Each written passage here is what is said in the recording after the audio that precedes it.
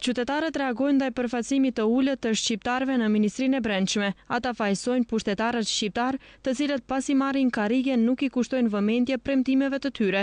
Qytetarët thonë se autoritetet e zgjedhura duhet të mbajnë përgjegjësi për fatin e votuesve. Madje ka qytetarë që thonë se në raste protestash apo çështjesh që kanë të bëjnë me shqiptarët, autoritetet tona struken. Ali Ahmeti, bashkë me BDI-n, përgjithësi. Ata e kanë pushtetin dorë. Në ata e kemi votu. Ata e kanë dorë. Ata duhet me realizu këtë problem.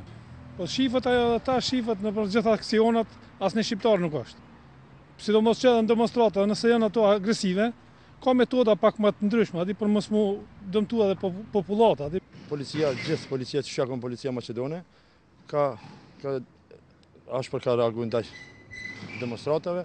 Ka që ato që e kanë dhonë votat, 153.000 vota që janë të atyve, ato e kanë atë përgjësi, për krejt shqiptarët, ato e kanë atë përgjësi. Edhe krejt partijet shqiptare janë duke punu për Nikola Gruevskin dhe për Vamaran. Po populata është e revoltume, unë jetoj në Zvicër, edhe populata shqiptare në diasporë është shumë e revoltume. Kam prit shumë ma shumë prej partisë, prej BDI-s, po...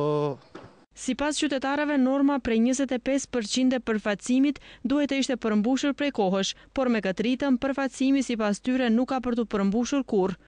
Nuk e arritim nivelin që ne e pritnim, për shkak se me marrëveshjen e Ohrit duhet të moti ajo punë të kryer, domethënë kemi përshtypje se vitet e fundit, 2-3 vitet e fundit, ashtu ngec bile edhe të shku pas. Funksionerët tonë, ministrat, drejtorat, a i kryen detyrat për të cilët janë, a nuk i kryen. Është një pikë pyetje, mu më duket se nuk i kryen detyrat e veta si duhet, edhe ndoshta edhe kanë drejt ato që thuan se marrëveshja e Ohrit si duket edhe përfundon, është e vdekur. Asnjëherë në asnjë lami nuk janë të përfaqësuar si që duhet, por në sesionin e brendshëm shumë më pak. Ne kemi të zgjedhur edhe ministre dhe ministra, por ato nuk mund ta kryejnë punën e tyre derisa ato rrinë zyrë, kurse në teren punohet diçka tjetër. Ministrat tonë duhet më tepër të punojnë si punojnë pala tjetër.